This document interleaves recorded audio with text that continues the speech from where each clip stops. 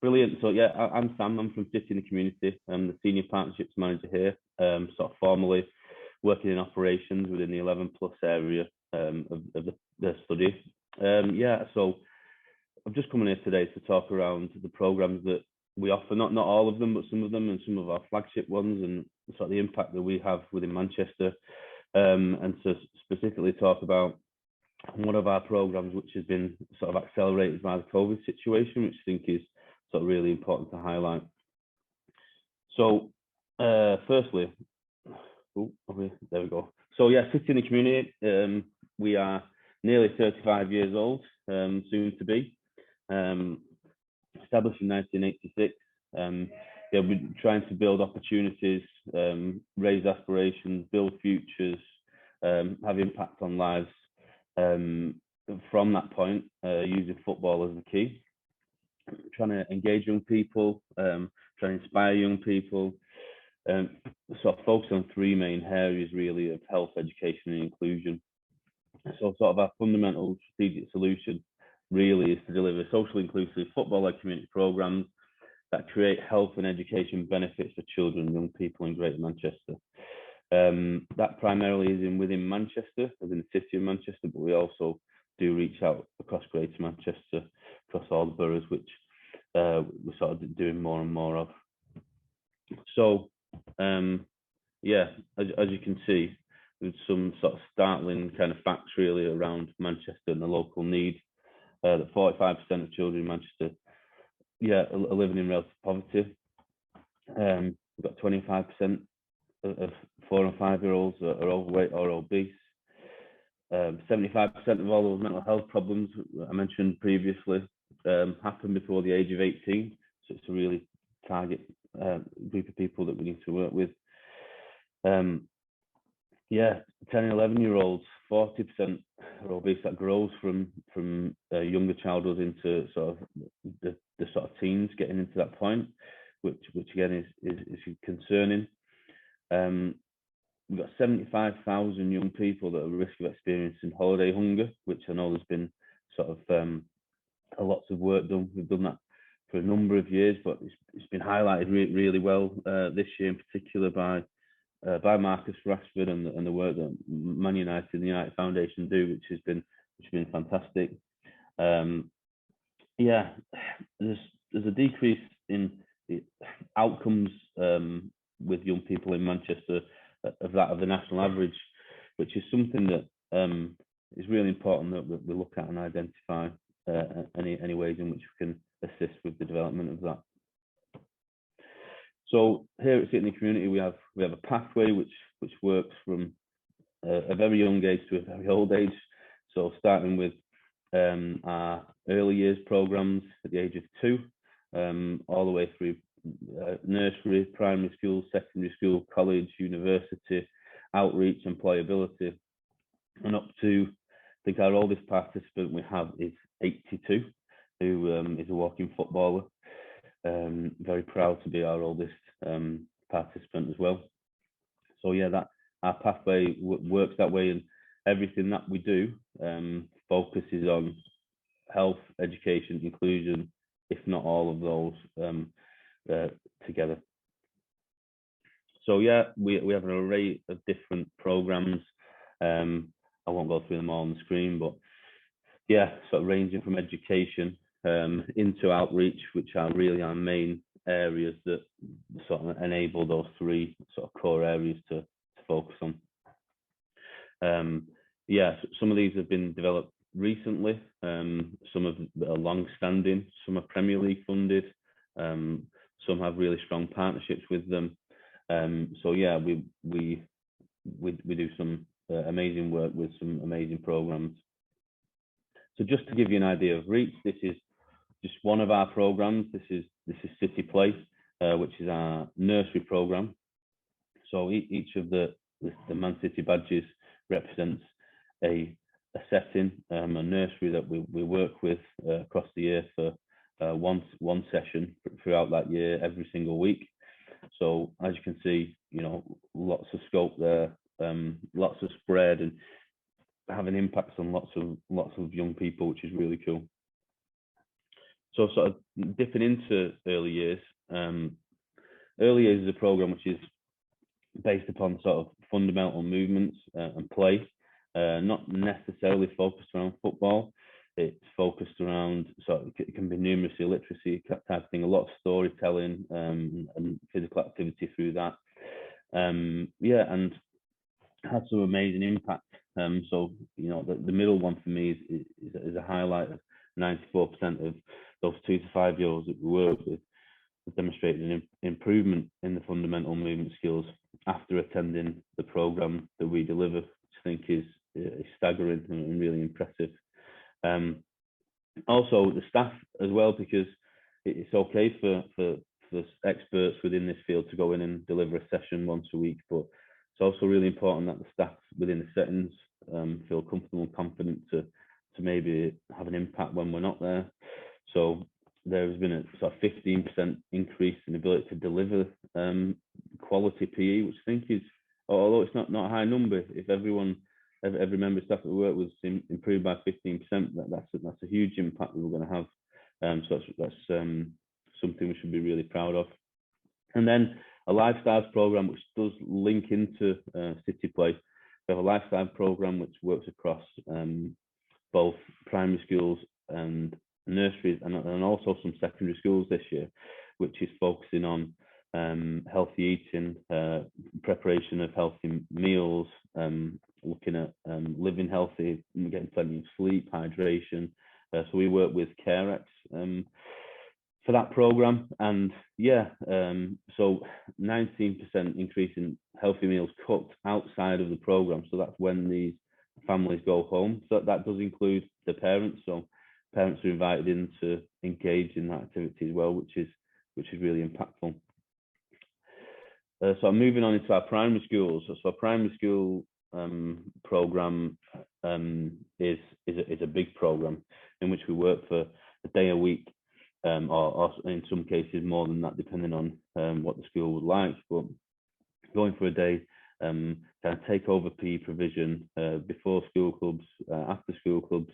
We do national curriculum PE provision, lots of staff education around PE, because PE sort of has always been, I'm formerly a PE teacher myself, and it's always been a problem within primary schools that teachers, unless they have a sort of significant interest in sport, tend to not feel very confident in delivering the PE element of the curriculum. It's always been an issue in primary education, so it's really good that get the opportunity to not just go in and deliver some high quality PE, but also give some CPD to the staff that are there to improve their confidence, and like I say, when we're not there, for them to have that impact as well. Yeah, so some sort of highlights really around 83% of our participants that we work with have improved the physical well-being. You know, has been one of our key themes, a fantastic achievement. Yeah, you know, particularly moving into the COVID era, as I like to call it, the 70% have improved in the mental well-being as well, which is really good and something that's really important at that age in particular. Gaining skills and knowledge, a high number again, and yeah, so being inspired and gaining in confidence is just something that is a real important part of this program. And the fact that, you know, we have a monitoring evaluation team that have really robustly monitored this to look at actually, are we doing a good job? Is it having an impact? If it's not, what can we do to change? And if it is, you know, let's celebrate that and continue the good work that we're doing. So Kicks, Premier League funded program, and in some respect, so yeah, it's an outreach provision which we work at a number of sites across Manchester. I think we're at 14 different sites now. Yeah, providing free safe space football sessions on an evening and a weekend to inspire, engage, and hopefully have a positive impact on the social behaviour of young people as well. Yeah, so 92% of those people that have been involved, that their social circles have changed. So maybe instead of hanging around on streets and potentially being up to no good, that may have changed a new group of friends or an activity which they can attend and really engage in. It's having a positive effect, particularly in some of our hard to reach areas, our most deprived areas, sort of Moss Side, Withershaw kind of areas. We've had significant impact, and that sort of is aided by the strong partnerships that we have with the local youth zones, with the police, with the local council, to make sure that we sort of have a holistic approach to these young people and give them something they can really benefit from. Yeah, so again, I won't go through these figures, but really impressive. Good to read, good to understand figures here for the impact that this program has. So 11 plus education, this is previously my area, which I'm really proud of and I'm very passionate about. So 11 plus education consists of all our secondary school provision, college and university provision, and also a bit of employability. So yeah, last year, these are the stats from where we were. So we have a foundation and an undergrad degree in community football coaching, should I say, which is here on site at the Etihad campus. So we currently have 70 students. We just had our first graduates this year because we went through the 3-year cycle. So yeah, really good. We've actually employed 3 of those at the moment. Of those 20 that graduated, 3 of them are employed full-time with us. We've got another 5 or 6 that are employed part-time with us. So really good outcomes for those guys. Some of those actually came from the next app, which is the 250 BTEC students that we have at 4 different partner colleges across Greater Manchester. So the pathway, we actually have seen some students come from Inspires. They're now in the BTEC program and applying to come into the degree program, which is fantastic and shows the sort of we're doing the right things in some areas, which is great. Yeah, we've had 60 City Careers graduates. So we work with the Prince's Trust and the Greater Manchester Combined Authority around developing employment opportunities for young people. And I think that for me, this is probably the area that we need to focus on heavily at the moment because of the effect that COVID and the pandemic has had on this. So yeah, we are currently in the process of working on a further partnership with the Prince's Trust. So hopefully there'll be some positive news in that in the next few weeks. So yeah, to continue and to bring more partners in. So what we do here is we run 8-week programs for young people, bespoke to what their goals are. So within that program, they can do a specific, well, they do an employability qualification, but they can also do a specific qualification related to whatever business area that they want to move into, which is really good. We also work with a lot of club partners, whether it be F3, who are our hospitality and catering provider, our security, our on-site facilities group. So trying to create lots of opportunities around as well. Yeah, and Inspires, which something that we're really proud of. So our City Inspires program is huge. We have a quarter of the whole country's participants that participate in this from City. And not only that, we work with them for the full academic year. So every one of those students works for a full day a week across the academic year, which we feel is really important to build relationships. So what that program does is go into schools, work with young people that are at risk of not fulfilling their potential, and using football and an ASDAN qualification to kind of inspire and hook them back into whether it be attendance, behaviour, motivation, improvement in mental health, kind of thing. So yeah, that's been really successful. It's grown from, as you can see there, we're now with 24 schools. Not this academic year, the year before we were with 5. So something that's growing significantly, and also we're seeing a huge need for it, which is great.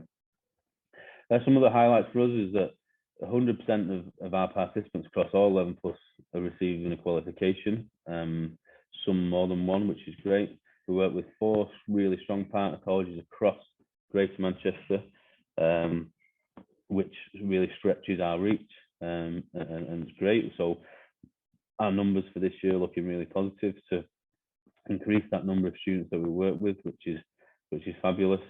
And something that I think makes it a little bit different to some other programs is that we really try to offer young people work-based learning opportunities within the organisation, whether that be within City and the community, whether that be in the football club, or stretching out across our subcontractors and club partners. We provide over 10,000 hours of work-based learning a year, which is amazing. And sort of a highlight coming from our degree program this year on our exit surveys was that's what stands out, is the fact that they get the opportunity to have the experience before they leave university, so they don't feel that they are kind of fresh out of university. They actually have the experience of working within the local community, impacting young people in different areas. And as I said, some of those are already employed with us, which is great. So moving on from that, we 3 years ago we were talking around developing mental health in young people, and it's a busy place, sitting in the community, and sometimes things sort of get held up a little bit, and we never quite got to really rolling out. Although there's a lot of work that we did was focusing on mental health, wasn't a specific program that did. So over the last sort of 18 months, we've really developed our One City mental wellbeing program, which is linked to our Citizens Giving for Recovery program, which I'm not sure if you may have seen, which is sort of a worldwide. It's a worldwide initiative that focuses on all our sister clubs within the City Football Group, but also 25 different cities in the world, in which we will fly out, or used to before COVID, fly out staff to go and deliver some impactful young leader training with local people in the community, and then to work with them over a period of time for them to embed that into the community and continue to deliver, which is really good. So this year, with it being the situation that we've incurred, we this accelerated into being able to focus on our citizens giving wellbeing, mental wellbeing. So it was really good for us. So just a bit of background around mental health. I think it's really important to note at this point in time is that 1 in 6 are struggling or likely to be struggling with the mental health, and that's had an increase with the COVID-19 pandemic. 75% of young people aren't accessing the help that they need, which is a concern. And that might be that they don't feel confident enough to go and speak to somebody. It might be that there isn't the need out there. Sorry, not the need. There isn't the resource out there for them to go and access in the right time frame. 34% of those who get referred to NHS don't meet the threshold for treatment, which is quite, because of the number, is quite severe. So that can be a bit worrying. So there's different factors such as poverty, inequality, exposure to racism, discrimination, all leave all people sort of vulnerable to mental health problems and issues, and that has sort of been highlighted recently for sure. So what we've done is we've partnered up with an organisation. Firstly, we looked at this ourselves, and we focused on how we as a football foundation can use what we have to improve the mental health of young people. So what we did was design a holistic support for children across the Greater Manchester, focusing on social prescription and working with the right people to be able to channel young people with potential mental health issues into the right places, because we're not the complete experts at this, and we need to refer people to the right places and in the right time. So we've teamed up with Manchester Children's Hospital and CAMS to offer training support to staff, participants, run sessions. We now have a mental health team, so we've got a mental health officer and a primary and a secondary lead coach that goes out and delivers sessions within school. So yeah, being from an education background is always my issue, is that the time scale, and I mentioned it previously, getting young people to the right help. Yeah, it's okay with a teacher or a coach or, you know, a parent having a chat with a young person, but in terms of professional support, it's very difficult and time consuming to get there. So this is an area that we really focused on. And Maria here, obviously you can read that quote, and that they feel it's really important and fantastic partnership that they can have, and will help them as well. So yeah, our program outline, yeah, we need to provide mental health provision, using the power of football, make mental health not taboo anymore, not stigmatized, normalize it, normalize the discussions around it. And I think, you know, COVID has brought around a lot of negatives, but this is one of the positives, in that mental health is much more easy to talk about now. People are talking about a lot more, particularly with, you know, sort of celebrities or famous sports people coming out and talking around their issues, and, you know, happening more and more, which is making it, you know, more apparent for young people to have those conversations as well.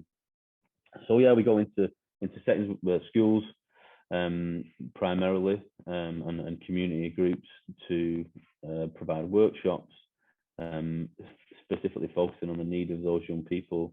We work with a really diverse group of people. It might be that one group requires something very different to another.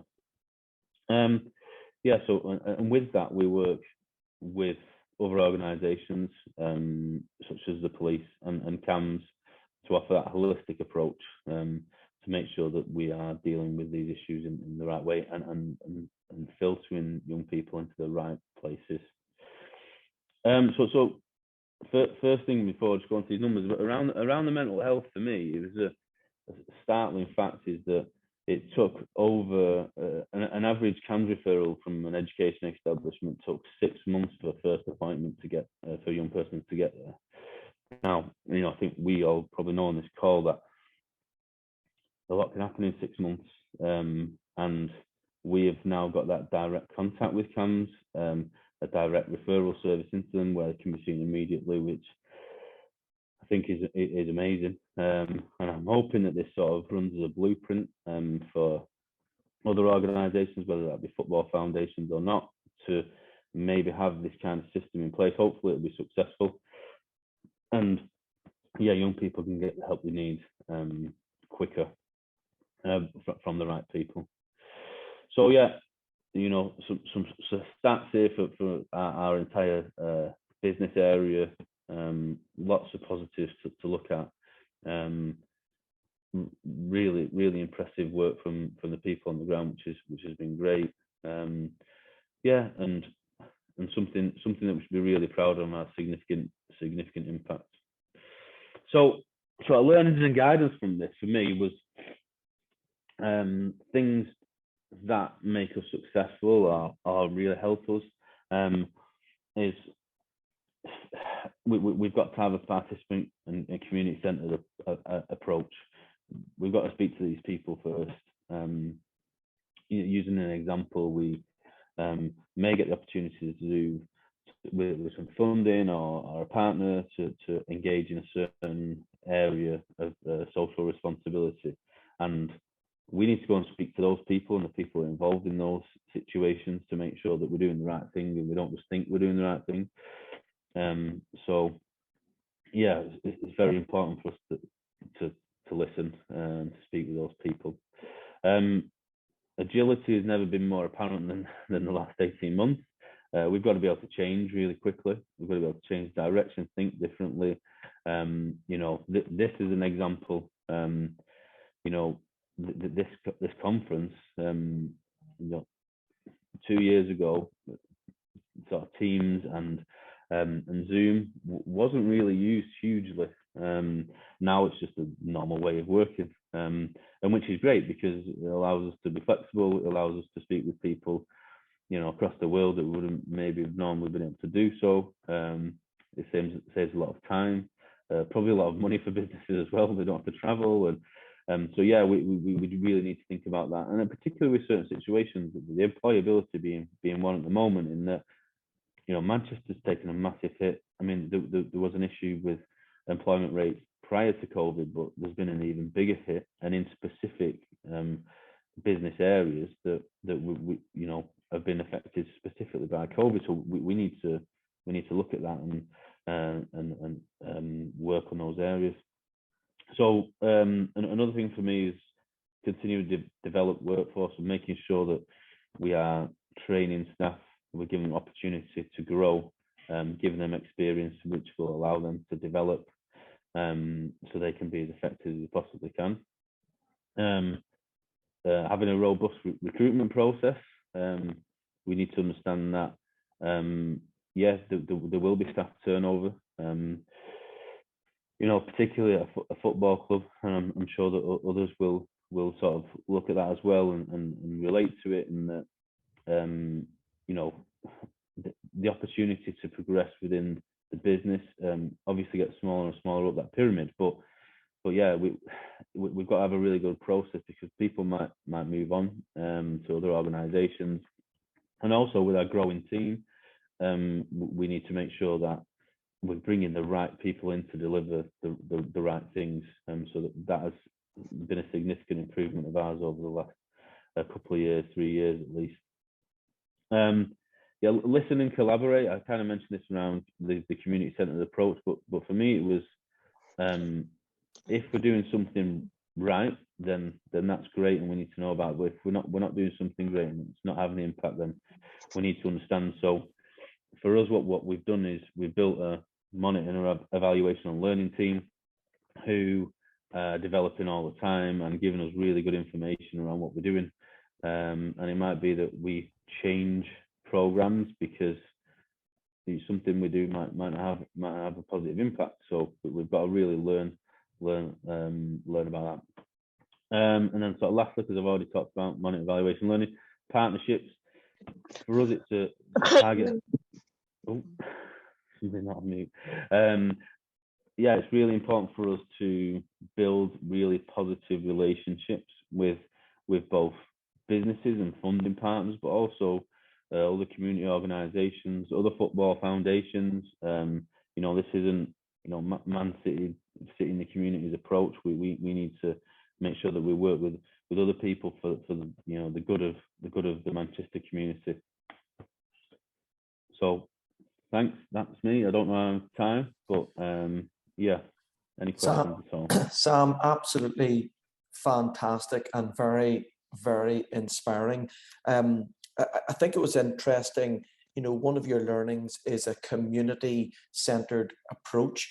I take it, is that where the mental health program really came out? Because, you know, there was a community need to really look at that issue. Yeah, I think fundamentally, mental health or issues with mental health has always been an issue, and that I think that looking into the community, particularly within COVID, has really highlighted that and accelerated people's views to be able to work on it. Yeah, I'm sure in the coming months and years, sort of the funding opportunities, for example, will be really high for mental health, and we'll be able to put lots of programs together. But it's sort of a long-term approach. But yeah, we've got to look at our participants, look at our communities, and if we see those issues and do what we can to have an impact on that if we can. It makes sense. And I take it then, are you seeing, because of the pandemic, and sorry to go back to the mental health thing, but are you seeing an increase in mental health over the last number of years, whether that's due to the pandemic or not? Absolutely, yeah. I mean, there's been an increase in in mental health issues, mental health concerns, for sure. Yeah, and the NHS just can't cope with that. They've not got the infrastructure to deal with it right now. I think it is for organisations like us and more to try and be that first port of call, to be able to, you know, we don't diagnose, and we don't have the medical, you know, expertise to be able to deal specifically. We can have a soft approach and then sort of direct the right people to the right people. But yeah, it's definitely, the pandemic's definitely had an impact on that for sure. I mean, an example of that within our Inspires program, we identified that in the program, because we continue to do all our sessions online with the young people from home, and what we found was they were really struggling not talking to people, really struggling with relationships. So what our manager for that area then did was create a curriculum on relationships, to really try and focus on that, and to try and an impact on that, because we saw that there was an issue during that time. So yeah, what can we do to help? And we can't answer all the questions, can we? But we can definitely try. Makes sense. And I think what was interesting, you're 11 plus on the education. Again, I think that's a very innovative program. How important is that for City and the community, that education element? Well, I think it runs through everything that we do. It's not just about you know, assisting people. It's about educating for them to progress and do things for themselves. You know, John will be able to talk to you about that their education program, similar to ours in the BTEC program, for example, that inspires young people. It gives them an opportunity to see where they can go at every stage of our ladder, and make sure that, yeah, we can inspire young people to be able to progress educationally, but holistically as well. But yeah, for me, I'm biased because I used to lead that area, but it's a really impactful space, in that, yeah, we're building the people within those programs that potentially going to go and have that impact themselves on other young people. So the people that come through our BTEC program into our degree and then leave, they're now working in the community. They're now employed by us. They're now having the impact that we were having years ago with them. They're now doing it themselves. And I don't suppose there's any better cycle than that from our perspective, anyway. No, that makes sense. And suppose that the last question from my side, a lot of these programs are obviously that community based and the impact that you're doing. What one program has stood out during the pandemic? What has really changed, you know, due to the pandemic? What's the big thing, the program that's made the impact for you during the last year and a bit? Yeah, I'd have to say our outreach programs, and particularly the mental health program, outreach-wise, and I think this will go for all football foundations, that their outreach teams would have been sort of highly called upon at this point, providing opportunity for young people, making sure people are okay out in the community, because they don't have those educational settings to go into because they've been isolating. But the mental health part of that has been significant. People being suffering from depression, being on their own quite a lot, not having that social element, not having those outlets to exercise, for example, and to build relationships within groups, the kick sessions, for example. So yeah, it's been really important for us to build that. And like I say, it's been accelerated by it, for sure, which is a good thing from COVID. Yeah, so I'd significantly focus on outreach and specifically the mental health. Yeah, we've got a question from Samuel. He was mentioning that I take it most of your work is specifically from a development point of view rather than a professional point of view within your community. So it's all aimed at the the participation element. So I think the answer to that is yes, it is. Is there anything aimed at the professional end of the game? No, it's just, I mean, and I'm sure everyone will sort of fly this flag, but it's using those professionals, those elite players, those role models to inspire young people. So yes, we use them as people to inspire young people, but in terms of developing young footballers to be, then no, not really. You know, it might as a byproduct sometimes happen, but yeah, it's not really a main focus of ours. It's all about the development and safety and yeah, and the young people growing up, making sure that they're safe, they're happy, and we can have some sort of significant impact with them. Fantastic. There is a few other little bits of questions which we'll maybe potentially take offline. But Sam, what an inspiring presentation that you gave in terms of all of the programs that you do, from a mental health to education, etc., etc. So thank you for taking the time to present your story. It is greatly appreciated. Thank you. No problem. Thanks for having me.